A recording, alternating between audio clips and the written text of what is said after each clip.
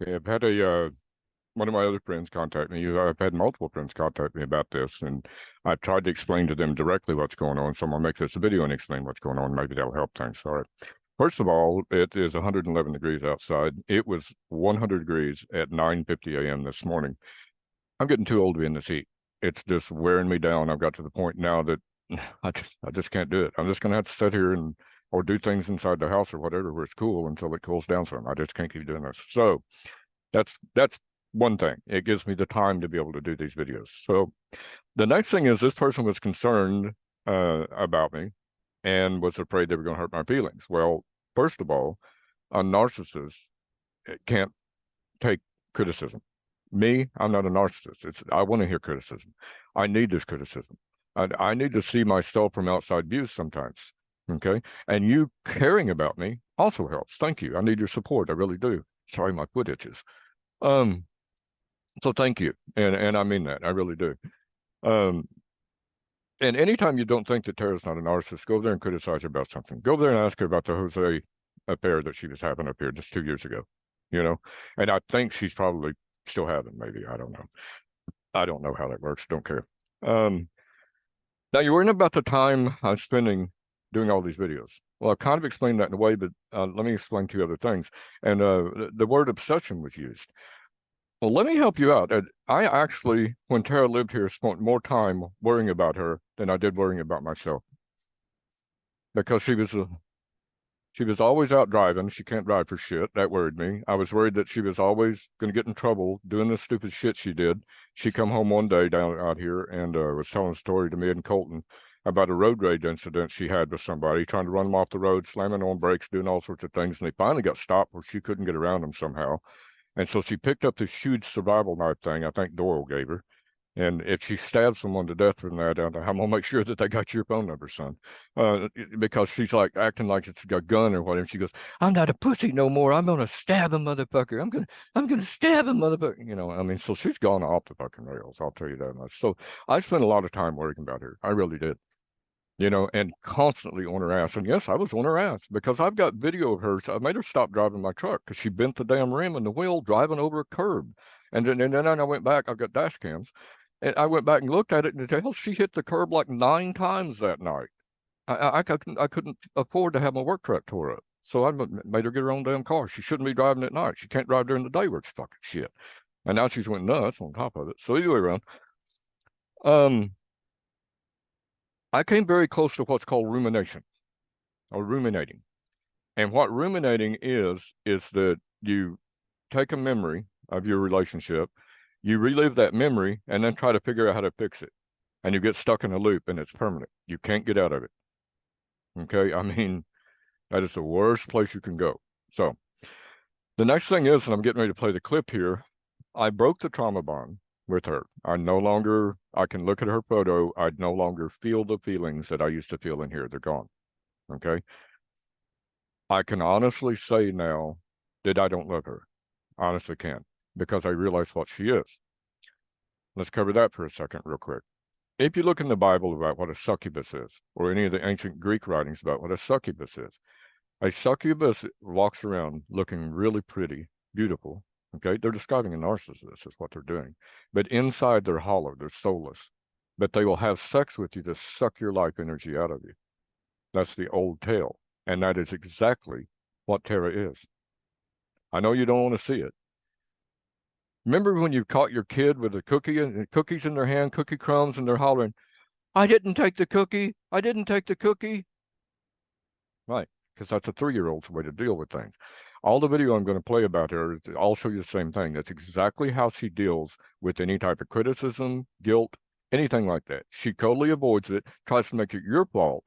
Okay, and then they'll just stand there and scream, "I didn't take the cookie. I've got mental damage from years of you abusing me." See how she blame shifts again? Okay, so either way around, I broke the trauma bond, okay? But that is not the whole process, all right? That's only like part 1 of 3 parts. I'm on part 2. I'm not even to part 3 yet. All right. In part 1, I broke it. The video I'm going to show right now, it's just a small clip from the healing videos that I'm taking. These are things I'm supposed to be doing every day. My therapist just kind of said, well, maybe you need to come back with a fresh mind. In other words, just unplug for a little bit and stop, doing the healing course. And so I have for 2 or 3 days now. On day 4 is when I broke the timer bonds. So, but where I'm at now is what's called cleansing. Now I've got 36 years of memories, and so a lot of these memories are coming back. I'm remembering things as I work through these videos. I'm supposed to write it all down, talk about how I feel. It's easier for me to do it on video. So I'm having to work through these things. Like the time she, I really think she poisoned me on Fish Trap Road. I really think she was going to murder me. Like the time that I found out this last night, she was having an affair with me with Jose up here at the fucking meat market. It's like, really? I mean, I'm just not even surprised anymore. I'm not. And I don't really care enough to say anything about it. If she's a whore, she'll always be a whore. It's what a succubus has always done. It's every time you can open them legs to draw you in and steal whatever it is they're stealing from you. And of course, he was smart enough. Well, and here's the thing about that. I've talked to someone else. They think she's still dating him. I don't know. Because the person I was talking to hadn't been in touch with him for a while or whatever.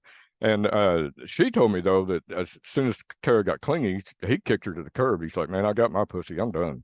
And he was gone. Of course, she's a dumbass. Well, why is your phone disconnected? Well, because the rest of us have grown up and you never have. And that's been your fucking problem. That's why you've been a whore all your fucking life.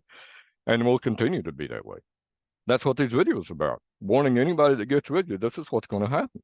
You can't change your spots. It's how you're wired. We get it. So, but still, this cleansing thing, I have to go through it. I have to talk about it. I have to talk about how it makes me feel. I don't have to talk about how it makes me feel. You can see how it makes me feel. Okay, I'm hurt. I'm ashamed. I'm disgusted, and I'm tired. I'm done. I'm over. I said that on that porch video. I was like, man, I'm fucking done. Just go away. But she can't go away. That's the problem. And a narcissist always has to have the last word. They have to win. They have to do all this shit. And that's what she's doing right now. And she's in what they call turtle mode. Ghost mode, they call it sometimes. Is that when she's been outed, a narcissist, I'm going to play the video from the porch where she's just going nuts because I'm going to post this video online because she did break the rules. I told her not to do these things. In the letter, it says, don't do them, but I know you're going to, so here's what's going to happen. And here it is. That's what's happening. But I'm cleansing. I'm getting it out. I'm being vocal about it. I'm exposing her for who and what she is. I'm getting this emotional baggage off me. Let me explain that. And the dual mothership model, which is exactly our relationship, it's described to its T. It's done by Sam Buckman. And I've learned this stuff now. I had to learn it in order to heal. I was her mother for a while, okay? And then when she felt she had grown, she had sucked out all of my energy, for lack of a better word. She thought she had grown. She kicks me off the pedestal, starts abusing me, and transfers all this emotional baggage over to me and then tries to run away. Of course, she can't run away because you can't transfer emotional baggage. Okay, you can load someone with it, which is what's happening to me. Okay, but you have to see. I can't load it back on her. That's not healing. Healing is accepting the fact of, man, she did these bad things to me, and it really made me feel bad, and I really don't like it. And I'm going to express it one time, and then I'm done with it. I'm at peace, if you want to go into metaphorical terms about it. But that's what I'm doing. And since it's hot out, I have nothing else better to do. I can move through this faster because you're supposed to take 15 minutes a day. Hell, once it gets 100 degrees at 11 o'clock, I'm not doing anything until I jump in the pool at 5. So I've got 6 hours to go through this. I've got 6 hours to dedicate to it. So it seems like I'm really focused and obsessed on it. And in a way I am. I'm focused and obsessed on healing. And that's what this video I'm getting ready to show you is about. I have to process this. I have to go through this. It's called an accounting. As a matter of fact, he talks about the red flags in there. I don't have that video right now, and I don't have it in front of me. I don't want to feel like capturing it. Plus, I don't want to get too much into capturing his stuff because technically you have to pay for this thing. It's like $800 or something. But so there's this big laundry list not to do. And he even talks on here about this. If I don't express this stuff, here's what's going to happen. Okay. 15 years from now, because I didn't pull it out and get rid of it, 15 years from now, I'll be just like those other poor people sitting over there in narcissistic forums talking about, in 1932, you just got to give up, man. You just got to express it one time, say, hey, you know what? I fucked up. I shouldn't let her do it. She did bad things to me. I feel bad about it. She's not a nasty person. I can even express things like, I wish I could fucking kill her, but she's not worth it. Whatever. You got to express those things and just be done with it. Just throw it to the fucking wind and be done. And that's where we're at. That's what we're doing. That's what I'm doing. Either way around, this is going to be the healing video about how it works. It'll be a small section of it. Trust me, in the very beginning of this thing, he tells you just trust the process and go through it. And like I said, I've got 36 years of baggage to get rid of, And he says at one point in time, he says on this list, you'll see the list that he gets up there. And I've got that list right over here, Oh, actually, it's right here. This is the list that I'm supposed to be doing. Sorry, had to turn it back. That's a list right there. Same thing that he's got on that little board. Well, this one's completely filled out. You're not going to see the whole thing, whatever. But anyway, around, I'm going through that list every time. Bing, bing, bing, bing, bing, bing, bing, bing, bing. And I'm expressing these things. He said, one day it'll stop. You won't have anything on the list anymore. And he's right. That list is getting smaller and smaller. There for a while, there was nothing on the list. I couldn't think of anything. I was like, man, that was the day the trauma bomb broke. But now other memories are coming back. So I need to clear them off that list. I need to get them off my plate. So that's what this is about. I'm going to play the other video. Hopefully you'll understand after watching it.